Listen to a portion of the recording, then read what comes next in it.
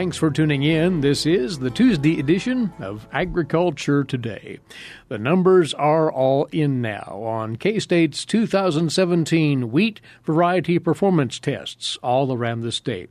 As usual, this is valuable information for you growers as you approach yet another planting season for winter wheat in Kansas. Jane Lingenfelser is over once again from the Department of Agronomy here at K-State. She is the one who oversees the variety performance trials every year and gathers all the data, summarizes it nicely for us. It is in hard copy, or will soon be, the wheat seed book, Jane, and we might as well start by letting producers know that will be out there and at their disposal. It will be available in hard copy on August 4th as an insert in the High Plains Journal magazine, and also will be available as a flip book to digital subscribers to High Plains Journal. And the hard copies will be available in county extension offices soon after that. Now, this book contains the results of the wheat performance test and also excerpts from the canola performance test, and also the directory of certified seed dealers from the Kansas Crop Improvement Association. An electronic version of the wheat book can be found at the K-State Research and Extension Library. That address is www.ksre.ksu.edu/bookstore, and this version does not have the canola tables and the certified seed directory, but the seed directory can be found at the KCIA website. That address is www.kscrop.org. So that would be the rundown on ways you can have a direct look at the information. We'll repeat much of this a little later on. It was quite a stem winder of a year for wheat production in Kansas, which we'll talk about. How many tests did you accumulate this year? We had 21 locations. Those are organized into 9 different regions with different climate and management practices. And today I will just present the results of 16 of those locations, as 5 were ultimately abandoned because of the growing season this year. And let's talk of that, because there was just a little bit of everything that worked into this 2016-17 wheat season. There was, and Romulo Lolato, the extension wheat specialist, and Mary Knapp, the K-State climatologist, provided a very comprehensive, very nice summary of the wheat growing conditions this year, and I'm just going to touch on some of the main points. But according to Romulo and Mary, the 2 words that can describe the 2017 season are variability and resilience.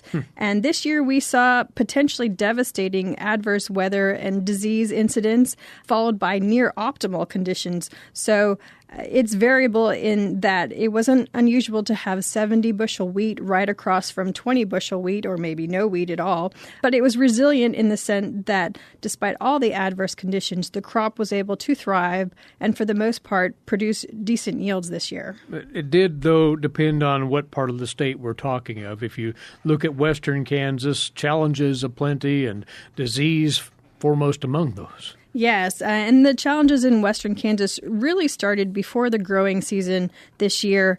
The summer of 2016 was uncharacteristically wet for that part of the state and caused several flushes of volunteer wheat. Some growers had to control volunteer as many as 4 times during the summer, which became expensive and challenging, definitely on the current farm economy. The volunteer acted as a green bridge for wheat curl mite, which vector wheat streak mosaic and other viral diseases. Additionally, the first freeze was delayed by above normal temperatures in western Kansas, and the wheat streak mosaic was an issue in the fall, but it became severely damaging later in the season. In many cases, there was no or limited harvestable grain, and fields that were harvested had low test weight, and it's likely that the smaller grain was blown away from the combine during harvest back into the field, which may set the stage for another summer of above normal volunteer populations, unfortunately. However, many areas of western Kansas had virtually no rain after early September. So the fields that were planted earlier had decent stands, but later planted acres had poor emergence and scattered stands. The next measurable precipitation was a snowstorm in January, which led to the non-germinated seeds still in the field to germinate and emerge very late. This led to very high in-field variability, since the fall-emerged plants were already tillering and much later advanced, and the spring-emerged plants were so much farther behind. This undoubtedly led to very difficult management decisions for producers about the timing of nitrogen and fungicide inputs. However, the optimum moisture and temperatures in April-May saved those late-emerged fields, and the final outcome was generally not as bad as anticipated. And then the oddity of all oddities, that blizzard in late April simply complicated matters. It was quite bizarre, yes. The blizzard on April 29th brought as many as 22 inches of snow to the area. So the initial concern was of cold damage to the crop as the varying stages of development. And although the wheat was exposed to freezing temperatures for several hours, the main consequence of the blizzard was stem breakage from the weight of the snow. The typical symptom of the stem breakage was a bend on the stem close to the first node, followed by a gooseneck shape towards the next two nodes.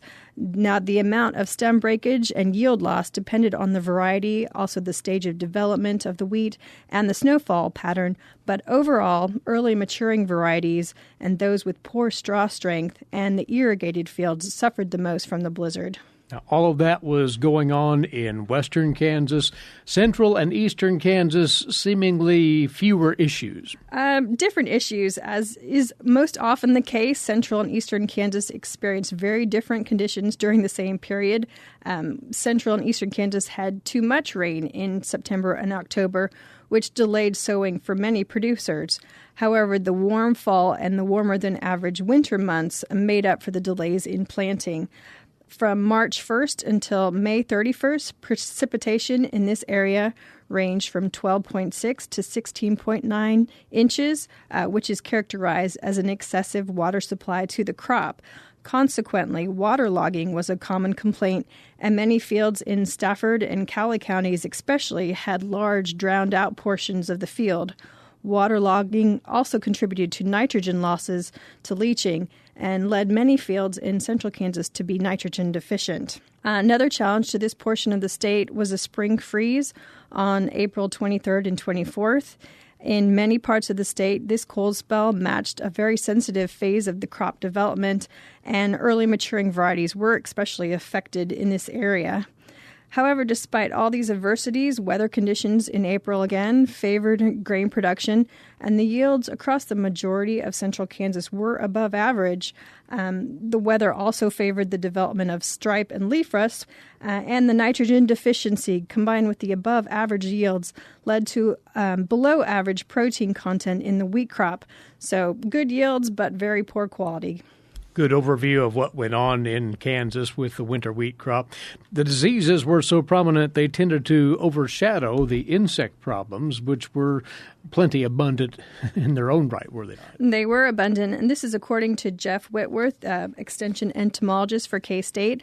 According to Jeff, bird, cherry, oak, and English grain aphids were not as numerous statewide as in some years. However, there were some pockets of the state with severe infestation. Also, Hessian flies caused several fields in north-central, south-central, and southwestern parts of the state to be plowed under due to the extent of the damage by the flies. But the main story this year, wheat curl mites, levels exacerbated by the volunteer in western Kansas, leading to wheat streak mosaic incidents. That was absolutely devastating in many areas and led to significant yield losses. And when you pull it all together, now we lean on USDA data, but the crop was significantly lower in overall yield from last year.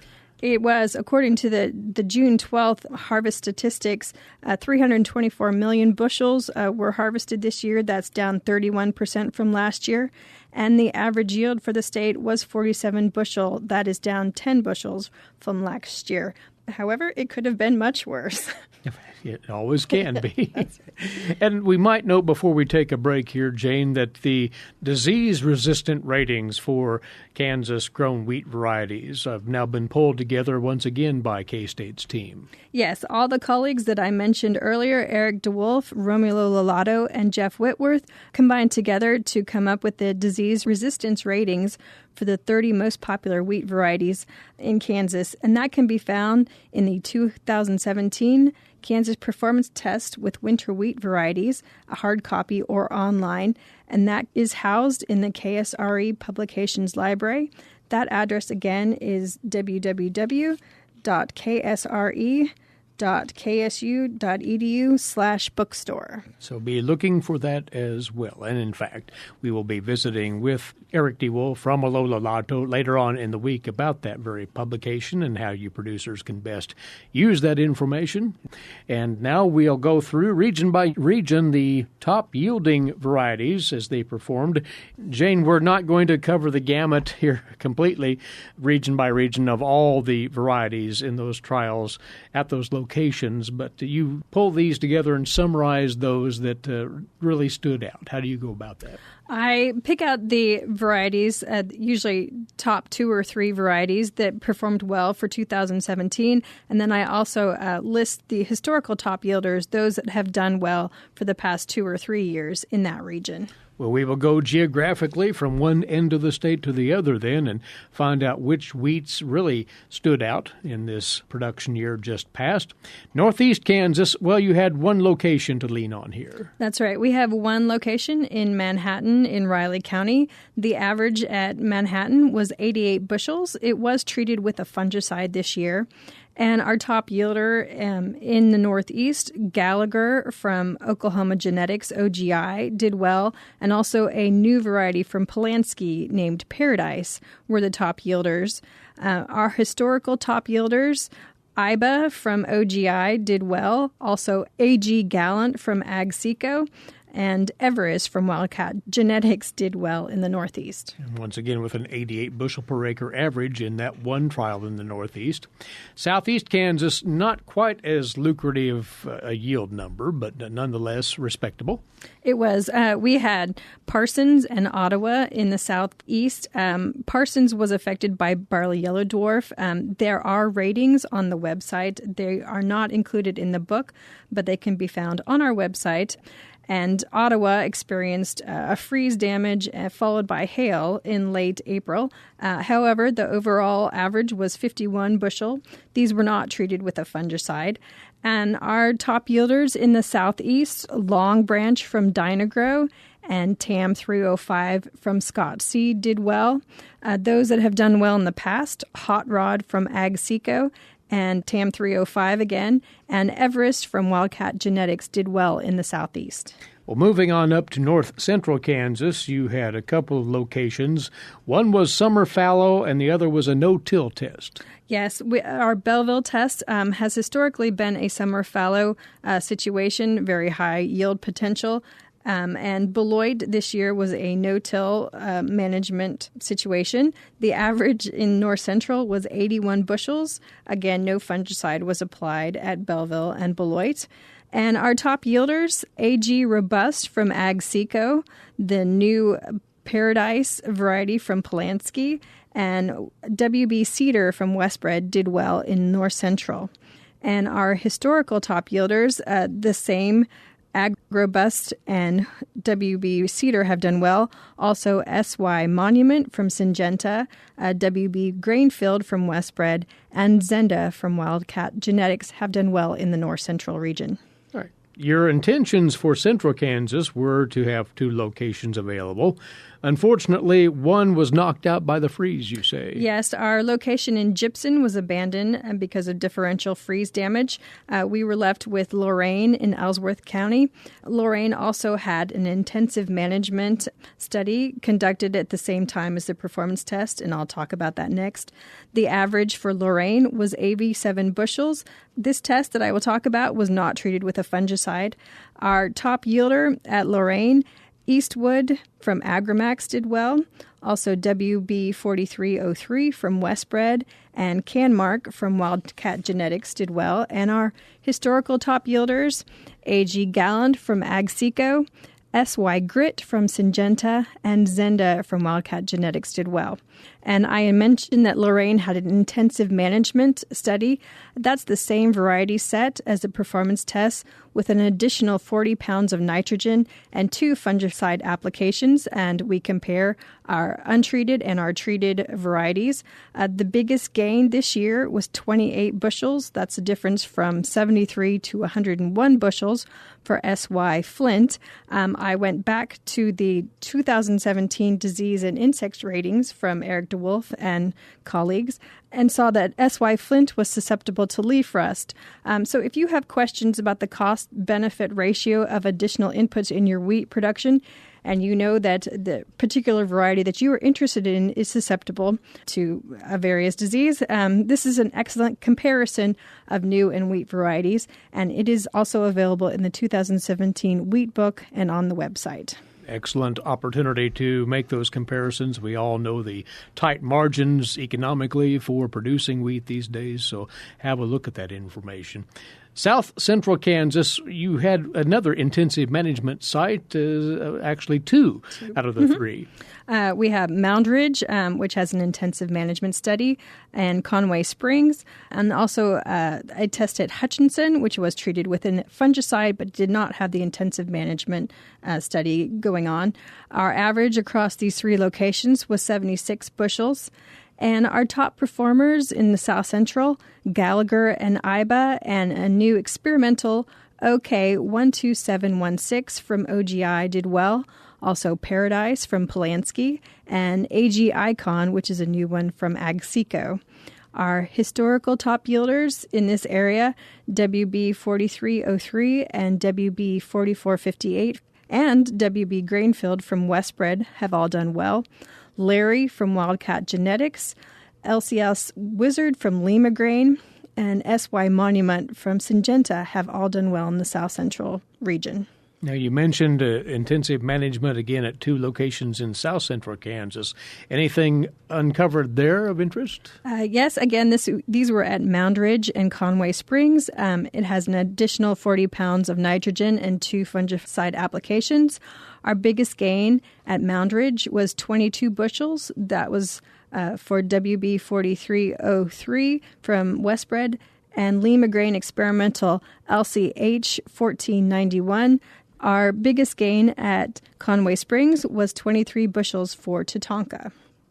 Well, the weather was not kind to your trials in northwest Kansas. 2 out of the 4 locations succumbed to various adverse conditions. Yes. We planted Tribune, Colby, Hayes, and Decatur. Hayes was lost to hail and high wind in late May, and Decatur was abandoned due to late emergence. The average for Tribune and Colby was 61 bushels. No fungicide was applied. I would mention that these 2 locations were those hit by the 22 inches of snow in late April. It definitely made an impact on our tests, particularly at Tribune. But the top performers for the Northwest region, Tatanka and Oakley CL from Wildcat Genetics did well. Also Eastwood from Agramax, AG Gallant from AgSeco, and Bob Dole, which is a new one from Syngenta, did well in the Northwest. And historically, Joe, which is a white wheat from Wildcat Genetics, has done well. Also, WB Grainfield from Westbred, Langen from Plains Gold, Colorado wheat, and also TAM 114 from AgSeco have done well in the Northwest. And unfavorable weather did take out one of your tests in southwest Kansas, too. Yes. Garden City was abandoned due to late emergence and stem breakage later in the season. We were left with Larned in Pawnee County and Mullinville in Kiowa County. The average in the southwest was 87 bushels. Fungicide was applied at both locations. And our top yielders in the southwest, Long Branch from Dynagro, a new variety from OGI, Lone Rider, did well. WB Grainfield from Westbred and the White Wheat Joe from Wildcat Genetics all did well in the southwest. And our historical top yielders, the same varieties, as well as T158 from Lima Grain, Langen from Plains Gold, and Larry and Tatanka from Wildcat Genetics did well in the southwest. Lastly, your irrigated tests, and these were concentrated in western Kansas. 2 of the 3 came through, with the freeze taking out the third. What were the numbers there? Our test at Healy in Scott County was taken out by the freeze. We had Garden City and Colby remaining as our irrigated locations. The average for the irrigated region was 88 bushels. Again, both were treated with a fungicide. And our top yielders for the irrigated test, Lone Rider from OGI did well, also WB 4721 from Westbred, and Larry from Wildcat Genetics. And in the past, varieties that have done well in the irrigated region, TAM 114 from Ag Seco, Underwood from Dynagro, TAM 304 from Scott Seed, SY Sunrise from Syngenta, and WB Grainfield from Westbred have all done well. Well, that's a fine summary by region of the results from the 2017 wheat variety performance tests.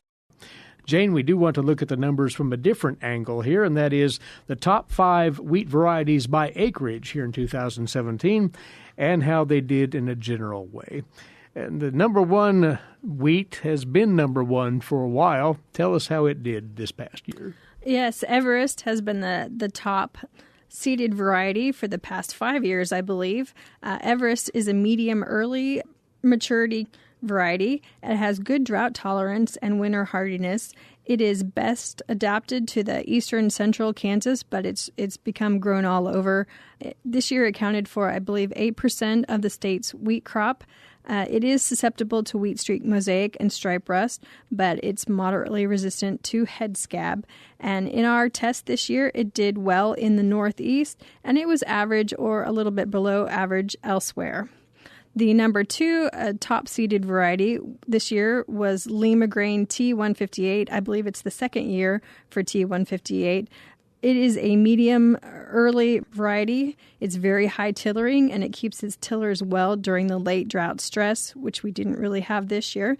It has a broad adaptation in the Central Plains. It is intermediate to wheat streak mosaic and resistant to stripe rust. And in our test this year, it did best in the southwest region of the state. Number 3, Winter Hawk from Westbred is a medium late maturity variety. It has good drought tolerance and straw strength, and it is moderately susceptible to rust and wheat streak. It did best in the central parts of the state. It was average everywhere else this year. Our number 4, Lima Grain LCS Mint.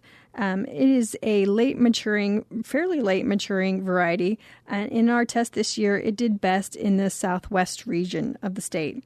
And rounding out number 5, WB Grainfield from Westbred. It is a medium maturing variety, and it did best in the northwest and central parts of the state. Those were the top 5 by acreage, once again, in Kansas. You provided us, Jane, a wealth of information. It's all captured in the performance report from K-State, and the hard copy is soon to be out. You'll remind us of how to access that, but you want producers to keep a number of factors in mind, including the vagaries of the weather this past year. Yes, this was just a very brief overview of the performance of the varieties entered in the 2017 wheat performance test. And more information related to winter survival, disease, and grain quality is available in the hard copy, which will be coming out August 4th to High Plains Journal subscribers. Electronic versions of the wheat trials can be found, again, at www.agronomy.ksu.edu or at the KSRE bookstore. That address is www.ksre.ksu.edu/bookstore. And the wheat seed directory can be found at www.kscrop.org. Very well. Jane, congratulations on yet another year of a successful test with all the challenges therein, and we'll look forward to talking with you again soon. Thank you. Well, thanks for having me. She's the agronomist in charge of K-State's yearly wheat variety performance tests, Jane Lingenfelser. Next up on Agriculture Today, this week's edition of Milk Lines with K-State dairy specialist Mike Brouk. Mike? Today I want to talk with our Kansas dairy farmers concerning silage harvest and some of the challenges we're likely going to face as we not only harvest, but as we also feed this crop in the next year or so. Many of you have experienced some very dry growing conditions, and that's going to create a lot of variability in the plant material that we harvest. And I know some of you have probably already completed harvest in the southern part of the state, and others are getting ready to start. So some things to consider. If you're putting silage into bags, one of the things that you need to consider is each truckload of silage as it's delivered to the bag actually becomes, in a sense, a section of the bag. Depending on the size of the bag that you use and the size of the load, it could be anywhere from 7 to 15 foot of that bag that you're filling. Well, let's think about this as you start to feed out then. Many of you probably only feed maybe 1 or 2 or maybe 3 foot a bag each day. So if you harvest your field and you have dry spots in it, which many of you did, now you have sections of the bag that are moist and sections that probably are very dry.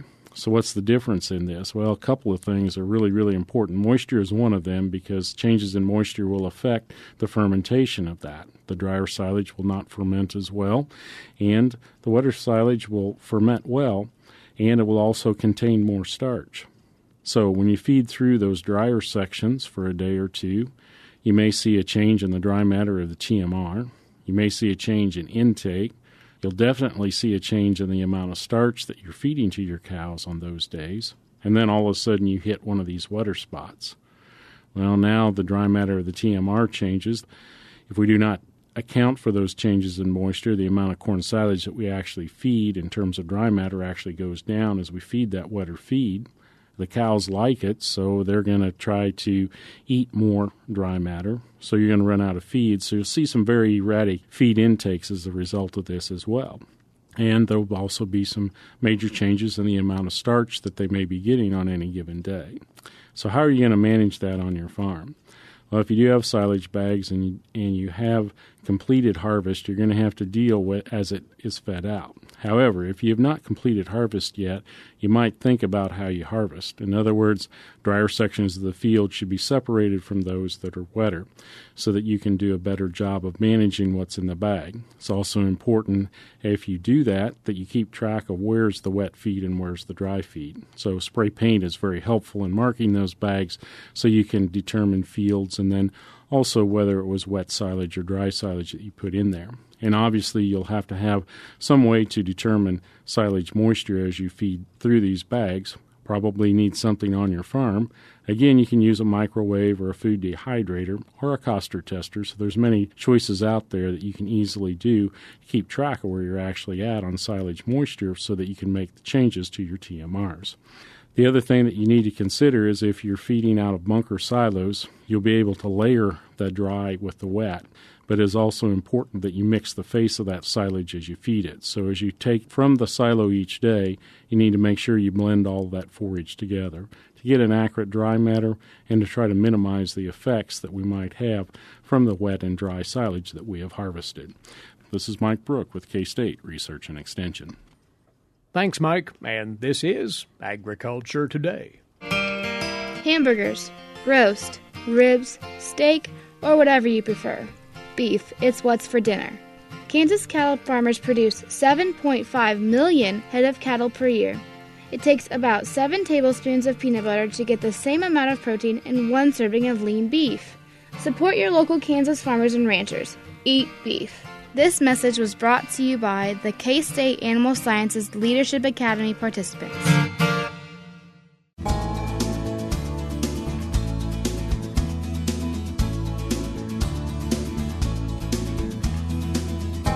Coming your way now on Agriculture Today, our weekly visit with Charlie Lee, Wildlife Management, K-State Research and Extension.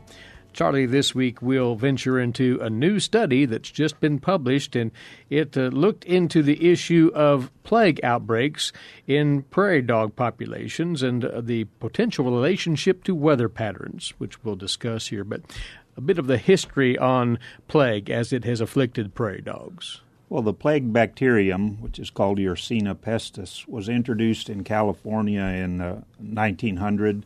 It's a zoonotic, flea-borne bacterium that can infect and kill mammal hosts.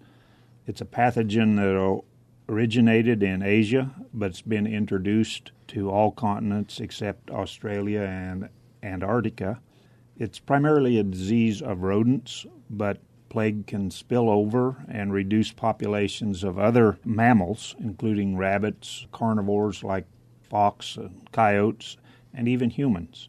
When it gets in certain ecological systems, it affects the relationship between rodents and their predators, and thus affects many species of wildlife, including black-footed ferrets, which there's been a tremendous amount of funding and effort to try to get black-footed ferrets reintroduced back into the natural systems. So the plague was introduced in California and then spread to the Great Plains by the 1930s. 1940, it basically reached the eastern extent of its range, which is about the line between Colorado and Kansas northward. So we do have some incidents of plague in Kansas, but for whatever climatic reason, plague has not went further east across much of Kansas.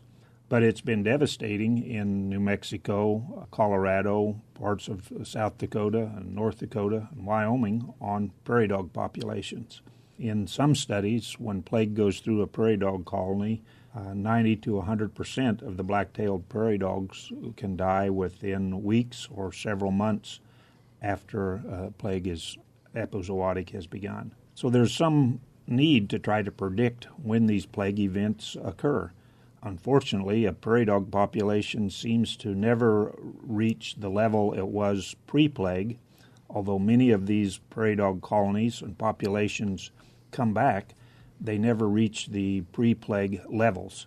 So what we see is a continual decline of the prairie dog population and colony numbers in some of the areas that are potentially very good sites for black-footed ferret reintroduction.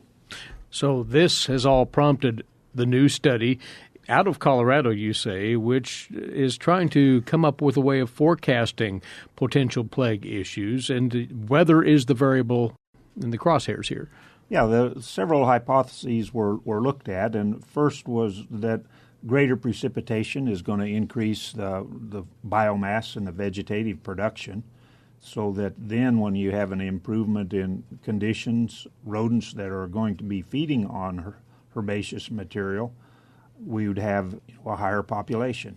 We'd have larger numbers of rodents available, and then flea numbers could increase because of that.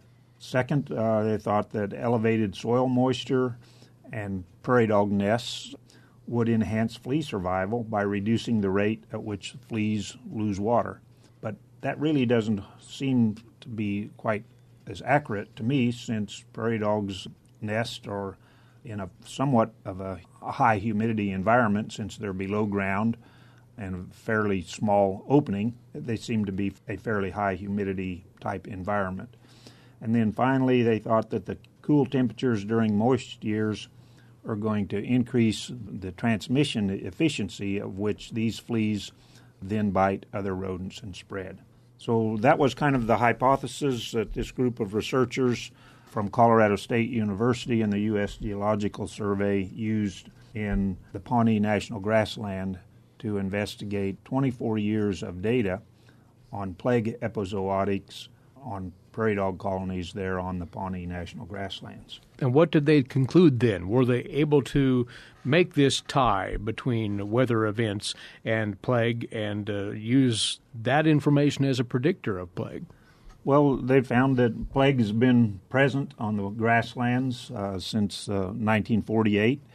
Of the 33 epizootics that they observed on the grasslands, which would be a reduction in prairie dog numbers, 52% of those erupted during years with increased precipitation in the summer.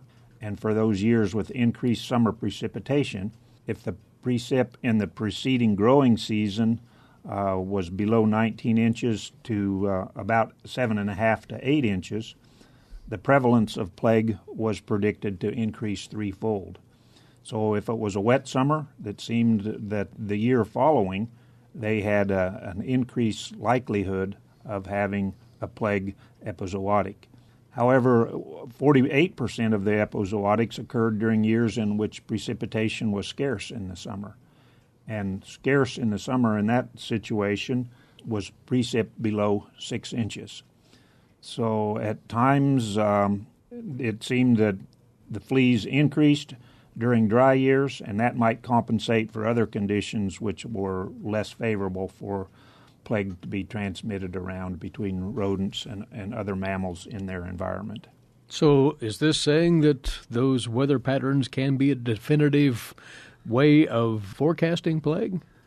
Well, if you just look at the numbers of 52% in wet years and 48% in dry years, it doesn't seem like a big significant difference there. But the data is the data, and it shows that in years that you have a high amount of precip in the summer, that it's more likely to have a plague epizootic in the next dry summer. Well, these were the results of a study just recently conducted by Colorado State University, partnering with the U.S. Geological Survey. Once again, they were trying to pin down the relationship between weather and plague outbreaks in prairie dog populations. Charlie, thanks for a look at this work today. Wildlife Specialist, K-State Research and Extension, Charlie Lee. That's our broadcast for today. On tomorrow's program, K-State's A.J. Tarpoff will talk over strategies for controlling fly activity around our cattle herds to finish out this summer. And K-State's Jeff Whitworth will fill us in on insect feeding in Kansas soybean stands right now and what to do about that. Plus more right here tomorrow. Please be back with us then. Meantime, Eric Atkinson here bidding you a good day for Agriculture Today. This is the K-State Radio Network.